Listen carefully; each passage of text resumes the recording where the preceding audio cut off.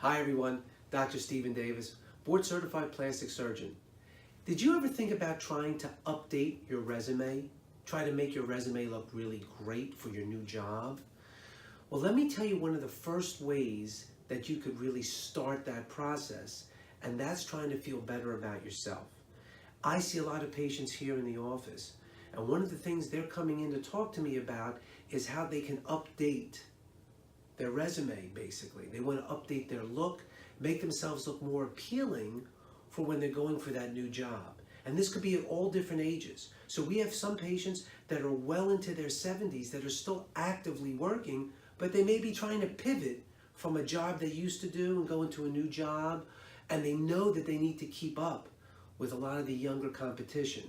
So one of the things I want to talk about is just trying to think about things that when you're looking in the mirror and you see something that doesn't really appeal to you anymore, or it may be something that for years has been bothering you but you never really did anything about it, think about going to see your board certified plastic surgeon or your dermatologist or someone that maybe can address some of these issues. Now, some of the things may turn out to be a surgical intervention, and that's where a plastic surgeon may be needed. But I'm talking about some of the most slight things that you may think no one really even notices, but you, when you look in the mirror, see it every day. So let's talk about a couple of the things that I see all the time.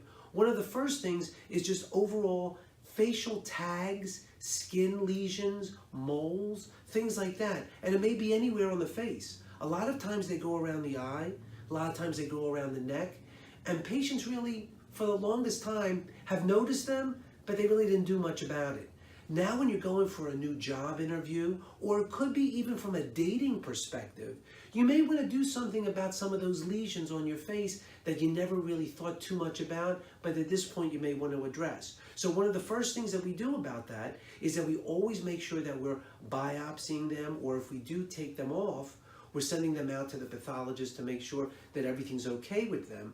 But it may not be anything that's precancerous or anything like that. It just may be a mole or a skin tag that just has started to annoy you at this point. So that's number one. The second thing that we see all the time are some scars that may have developed over the course of a whole lifetime.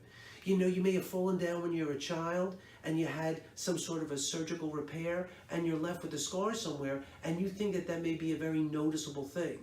Just last week, we had a patient that came in with a scar, and they were going for a job interview, and they told me honestly, it was right over top of their eye and their brow, and they thought it made them look angry. It made them look mean. And the job they were going for was everything but that. So they wanted to see if there was something we could do to address the scar. And there are a ton of things that we can do, one of which is just lasering it very slightly to kind of sand it down so it blends in with the rest of the skin surface. So I'm just giving you a few ideas, but again, you can extrapolate that into any other part of the body. And I'm just telling you that that could be one of the things that make you feel better about your resume or about going to see for a job interview.